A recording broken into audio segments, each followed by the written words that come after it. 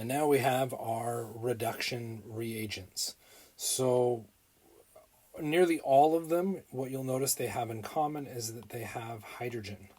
Okay, you'll notice the last one is an exception to that, and we'll look at the last one in much more detail in the subsequent slides.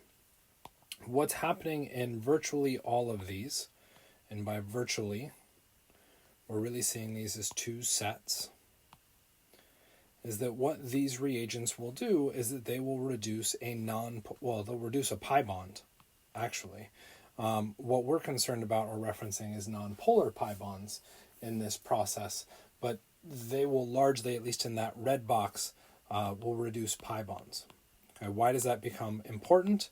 Well, there's lots of pi bonds. There's pi bonds in alkenes, and there's also pi bonds in carbonyls. Okay, so there are lots of potentials for pi bonds, and the reagents listed up at the top are exceptionally good at reducing things. So we're taking hydrogen gas and we are forcing that into the reaction, similar to what we would do with, say, Br2 in a sense. Okay, so, and in a sense is a really loose term, so we'll go back and look at that in a little bit. So what's happening is we are adding hydrogen across the pi bond. The result is we now have some new hydrogens connected to the structure. There were some old hydrogens already there. Okay, so we're just adding those new hydrogens. Dynamics of how that new hydrogens comes into play is where we kind of run into similarities and differences with Br2. When we compare hydrogen to Br2, there's a couple big things that come out, okay, or similar things first that come out. They're both diatomic elements, so we would expect them to react similarly in that sense because they are diatomic. So they will both accept electrons, which will cause the electrons to shuttle to one side. Okay, that electron shuttling is kind of where our differences now fall apart, okay, or where our differences come into play. I can kick out Br minus. Br minus is a phenomenally good leaving group. H minus, on the other hand, not so great. So H minus is now such a bad leaving group that it has to react immediately. Whereas in the case with Br2, that good leaving group of bromide could float around, chill, hang out for a little bit, and come in and attack from the back side. Here, we're getting the hydride immediately reacting. Okay, so that's a big difference. Another big difference, and in this case, no pun intended, is that bromine is huge.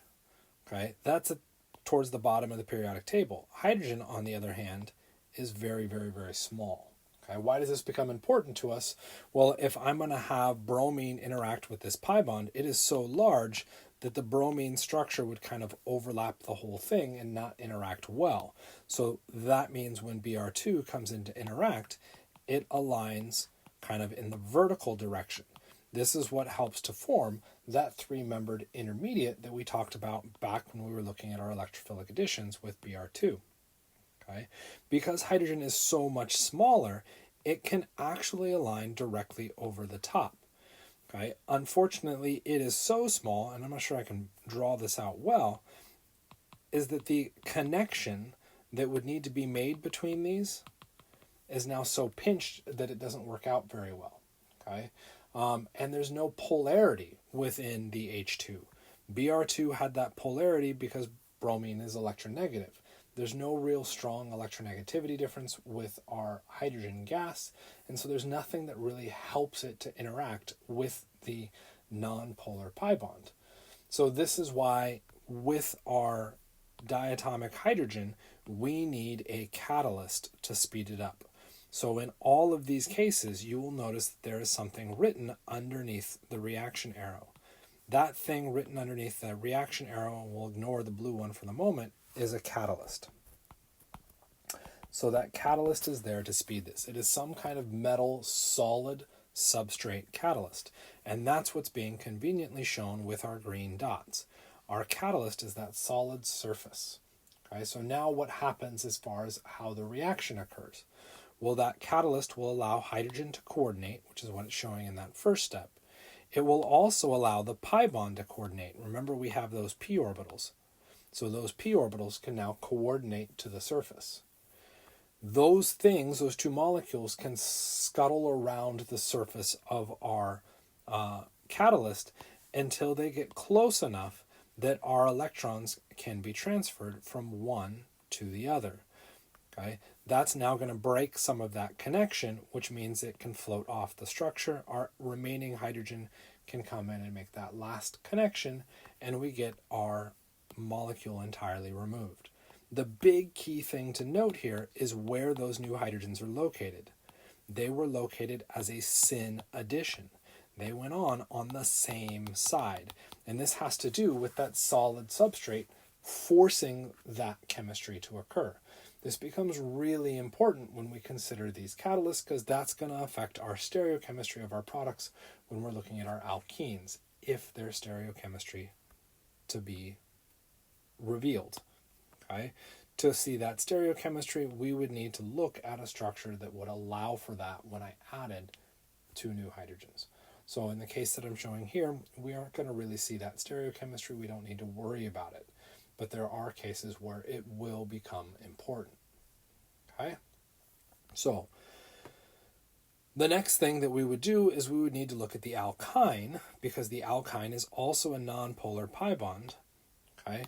And the way I've got the slides set up would be that I could hit next and I would get all of this empty white space, but that would delete all my work. So since I want to keep a lot of that work, what we're going to do is delete some of that white space, or add some white space without deleting our stuff, so that we can get at some potential examples, one of which will be the alkyne. So I'm going to pause for a second here so that I can draw in some examples, and then we'll talk about those. Ta-da! Examples. So if we go through and start with that very first one as our example, we're going to add our hydrogen across that pi bond. Remember, it's getting added simultaneously. So we'll go ahead and add this, so we're saying that they're coming above. Okay, if it comes in from the above, we'd have these methyls be wedged coming at us, and then that dashed would be our ethyl in the back, and our dashed would be a hydrogen in the back. We would technically get the hydrogens coming in from the bottom as well, so we would also get the enantiomer in this case. Okay. The important thing to acknowledge is that if this was to be drawn out as an answer choice, we're probably not going to see it in this formation, because this takes the majority of that carbon backbone, carbon, carbon, carbon, carbon, and puts it not in the plane of the paper. So that was 1, 2, 3, 4, 5 carbons. 1, 2, 3, 4, 5. So we've got our 5 carbons.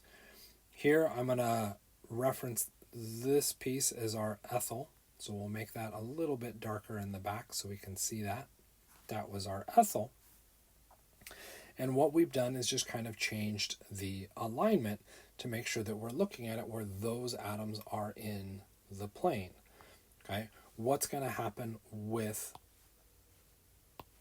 this carbon? Okay, well, that carbon's going to be there. That carbon's going to be of critical importance, and we'll see that in a second. The other carbon where our chemistry happened, we'll call that our green carbon, isn't going to be a big deal. And the reason for it is that if we look, that red hydrogen and the original black hydrogen, there's really no difference between those hydrogens. Since I can't tell which one's which, it doesn't matter. Okay. What will matter is ensuring that I get the alignment of the red hydrogen with respect to, how do I want to color it? Okay, this blue wedged methyl. Okay, if I'm going to set up this alignment, of course I drew it the other direction. That would be aimed down and away. Okay, which would mean our hydrogen, oof, that was some horrible mojo to draw it that way. Okay, would be aimed roughly towards us and kind of down. If we flipped the orientation to fix this, whoops, that was not what I meant. Not an eraser. We could flip the orientation out here to ensure that we got that right, but it doesn't ultimately matter because it's not a chiral atom. Since we get the enantiomer, it doesn't become a big deal here, but if we added yet another carbon chain on out here, say another ethyl. Now we have to be extra careful to ensure that our hydrogens are aligned in our product in that syn conformation. The issue is that that syn conformation may not look ideal for when we draw out an answer choice or look at our multiple choice answers. So be aware of that kind of secondary rotation when you convert or run your reaction out to make your final products. The next thing we could do is look at our alkyne, because our alkynes will also do that. Since at this stage in the semester, or this stage in OChem 1, we only focus on our non-polar bibonds. We don't have to worry about the carbonyls. We would go through and run the same reaction. This first, I want that in black. This first reaction that we're looking at, if we go through, we could add our hydrogen, add the hydrogen on, we'd have our pi bond. Okay, note I'm trying to show a little bit of that angle, and then we'd have the hydrogen added same side. Note the result is that we're getting those hydrogens added on the same side, and we would see the cis product. However, H2 and platinum, as we saw above, also reacts with alkenes, which means it would react a second time, and we'd get another set of hydrogens into this structure. Make sure I didn't lose a carbon. 1, 2, 3, 4, 5, 6. 1, 2, 3, 4, 5, 6. Cool. We've got our 6 carbons. How does that end up getting drawn out at the end? Well, it's just a 6-carbon chain. And there's our answer. Okay? So we're adding those hydrogens on. In this case, it didn't really matter any of the alignments. We don't have to stress a whole lot because there aren't any chiral atoms, which is kind of cool with our alkynes. But what happens when we move into our purple reagents? So what is special about our purple reagents? Okay, so in the very next one, we are still adding hydrogen, but now I'm referencing a little bit weird. We see this barium sulfate up here. Okay, so what is this new barium sulfate and how is it affecting us? Well, what barium sulfate will do is coordinate to the surface of our metal catalyst, making it less active. By making it less active, it turns out that we can't do the reduction on the alkene. And where we end up stopping is at the alkene. So our alkyne goes to the alkene and then we're done. So the barium sulfate stops the reaction or slows it down. If you were slowed down, it's probably because you ingested, some bad food, which meant you had to slow down a little bit because your stomach was a little rumbly. Kind of like being poisoned. Okay? So we can refer to the Lindlar catalyst as a poisoned catalyst. So you could hear it literally written out as poisoned catalyst or poisoned platinum, poisoned palladium. What that poison usually is some kind of sulfate or carbonate compound. So you see something there. If something is there in addition to your platinum or palladium, you're probably looking at a poisoned system, and that's not going to react with the alkene. It will only react with the alkyne, and it's going to stop at the cis alkene. Okay, so that's our big kind of piece. Notice for all of those, our red hydrogens are being added in a cis, or ending with a cis/syn type addition. So they're being added mechanistically on the same side of the old pi bond. Okay, so they're all following still the same trend. Really the only piece we've got to add in is remember that we have this weird extra piece. If I see hydrogen, metal, and something else, we'll just stop at the alkene. So that isn't bad as far as a memorization. Okay, then we get the last one, sodium. Okay, not sodium ion, and this is usually what trips people up, is they see the sodium and they go, well, sodium ion doesn't do anything, so I can ignore it. You're right, sodium ion doesn't do anything. That isn't a sodium ion, and I know that because I'm not specifying that positive. It's not there, which means that isn't sodium ion, that is sodium metal. It actually has a single electron. Sodium metal does not want to have that single electron, and so it very quickly becomes sodium ion. And the process what it will go through and do is react with the alkyne in a reduction fashion. The mechanism is neat, so we'll look at that on the next slide. And so what it will do is react with the alkyne and reduce it to the alkene. But because of how that mechanism works, the alkene formed ends up being the trans alkene. So this becomes a different and interesting reaction because we see a trans result. So we very, very commonly see sodium and ammonia pop up because it's one of the few reactions that's going to get us that that trans alkene in our reduction. So those are our reducing agents that you need to be concerned about at this point in the semester or this point in your organic career. When you move into second semester, we'll talk about some more oxidizing agents that can work on our alcohols, turning them into reducing agents that work on our carbonyls, our polar pi bonds, and either turning them into alcohols or potentially reducing away the oxygen altogether, okay, which is an extra challenging step. So for this semester, we get 4 reagents. Those 4 reagents are listed. We've got how I've grouped them. The red ones, which do everything, anywhere. We've got our purple ones that do just our alkynes.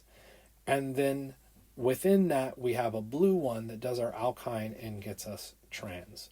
Okay, so those are those kind of secondary pieces within it. Okay, after that, like I said, there's my blank slide that gets those pieces in there. Our reduction summary, so we've got our pseudo spider diagram. That would be useful to go through and memorize and ensure that you've got those pieces nailed down. And then let's take a look at this mechanism because I think it is just neat. Okay? Sodium, again, reactive because of that single electron. And this is going to work out nicely because this is going to segue sort of quickly into our radical reactions. And our radical reactions are really what this is talking about.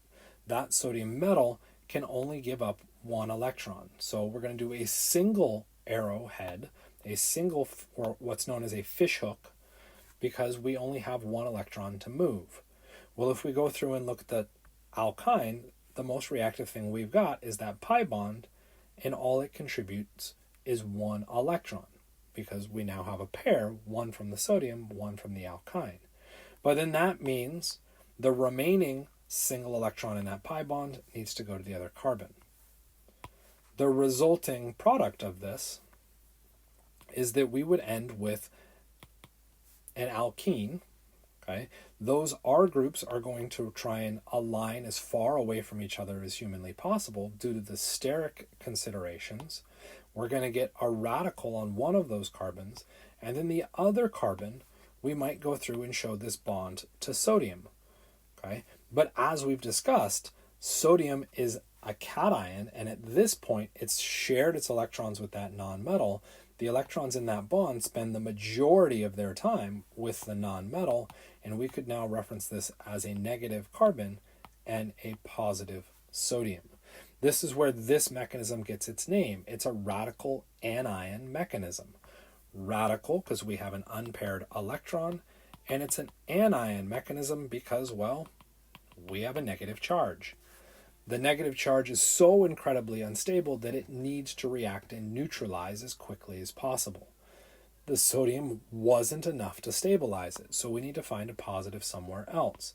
This is where our solvent comes into play. The ammonia solvent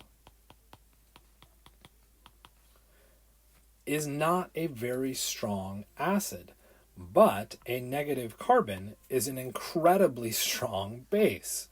So the negative carbon will force the solvent to act as an acid, and what we end up producing would now be effectively half. If we go through and show that out, would be half of our final product. Okay, we still have that remaining radical. How can we neutralize that radical? Well, more sodium. Sodium can come in, react. We can then form that same kind of hard to talk and draw at the same time. That new bond, that ionic bond. so polar that we're really saying we have positive sodium and a negative carbon. That negative carbon is so negative that it can force our ammonia to be deprotonated, and we would end with our final product where we have the fully, or not fully reduced, the mostly reduced, halfway reduced alkyne, and we'd end with a fairly strongly basic environment with the NH2. Okay? So kind of cool, kind of neat. I like that mechanism because I think it's just kind of fun. You get to see all those kind of random pieces, and it does, at least in my point of view, surprisingly flow. Okay? I want to show in this little corner, okay, one thing that I do think is a bit odd or problematic is that you might see a reaction where you have NaNH2. NaNH2 is sodium amide. Okay, that would be sodium ion and NH2 anion, negative charge. Those are byproducts of this reaction, but NaNH2 is not the same as sodium metal and ammonia. Okay, those are two different reactions. Sodium amide is a good strong base. Okay, and while technically sodium is a strong base, it is not acting as a base in this environment. This is going through and running a radical anion mechanism. So we have to be careful to keep those two reagent systems separated from each other. And that difference really keys in off of the sodium in this metal reaction or this reduction reaction is a radical. It's the metal form of it. If we look at the strong base that we've got in the lower left-hand corner, that is the cation form for our sodium. There's no reactivity with the sodium. We're running an entirely different system. Okay, and that's where that becomes important to differentiate. Okay, it is more nicely drawn out, so you could see it drawn out in this fashion. This is the chemistry that gets associated with it. You'll notice there's a little bit of a wiggle being shown in this. That wiggle is there because that radical officially sits in a carbocation, or sits in a p orbital, sorry, not a carbocation, which means the stereochemistry of that position is not actually formalized until after it becomes the anion, which is a little bit later. So that wiggle should be being shown pretty much all the way through this until it forms that anion, okay, just so that you're aware. This reaction is so kind of crazy in its reductive abilities that it can also be used to reduce benzenes that, as far as you're concerned for this entire semester, don't react. So that's crazy. It can go through and do that. The chemistry of that is very similar, it's very similar in mechanism, but it is technically a second semester reaction, so we won't actually discuss that mechanism. But if you're taking second semester, you may see this kind of mechanism pop up again. It's known as the birch reduction, okay, as in a tree, BIRCH reduction.